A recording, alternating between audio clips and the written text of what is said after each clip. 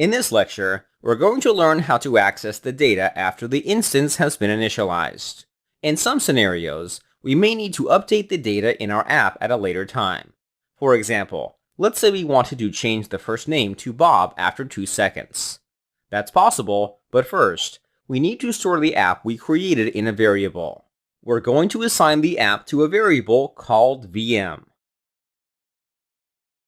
We can call this variable whatever we want, but it's common practice to use the name VM, which is short for viewmodel.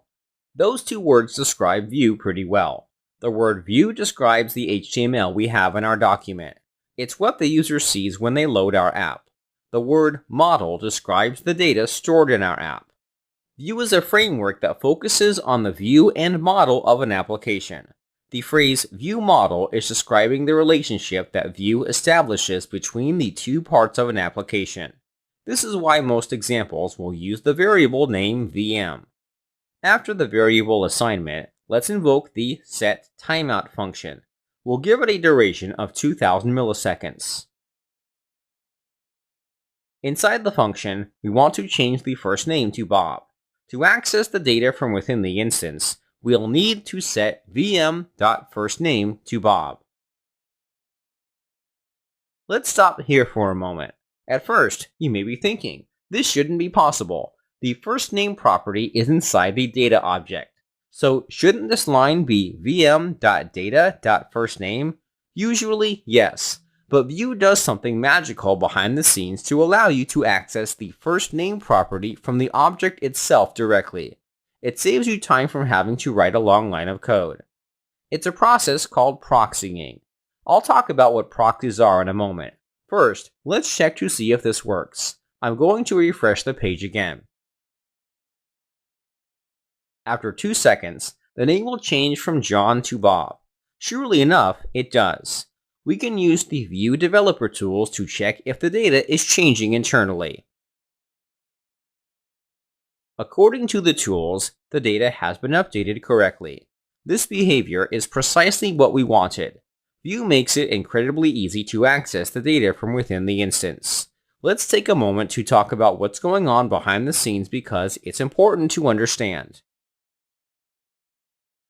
First, we have to understand what proxying is. A proxy is a figure that represents the value in a calculation. That's the official definition. Let me break down what that means in relation to Vue.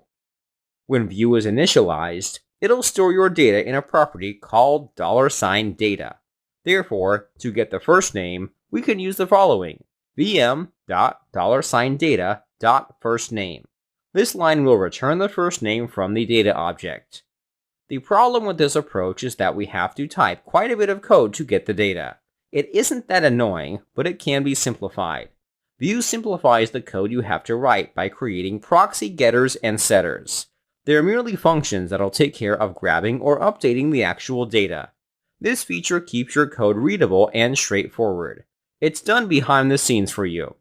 We can access the data directly from the object rather than access it through the $data object.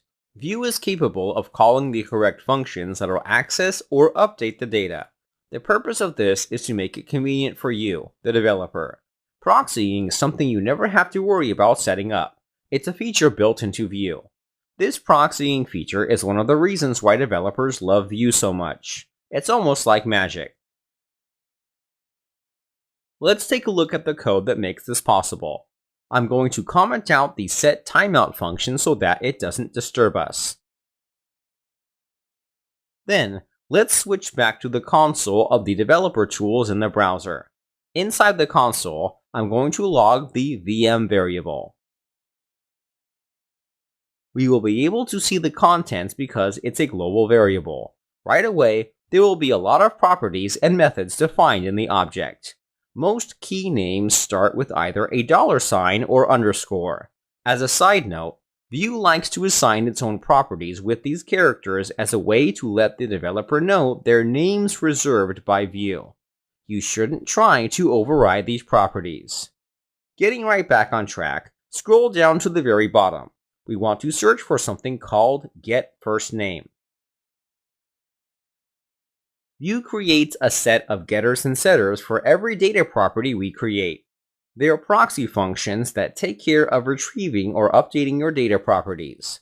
Whenever we type vm.firstname, the corresponding proxy function is called, which will get the actual value for you. Same thing for when you're updating a value. You can think of a proxy as a middleman for your data. Proxies work straight out of the box. You don't have to worry about setting it up or executing any additional code to get it to work. By using proxies, our Vue data is exposed directly from the object. That's one of the brilliant things about Vue. It allows you to keep your code simple and readable. We don't have to dive into the object to search for our data. Don't worry about all the nitty-gritty details. It's more important you understand the overall theory. Vue is here to make our lives easier. I wanted to discuss some of the theory behind it to get a better understanding of what's going on. That wraps it up for this lecture. We'll continue in the next one.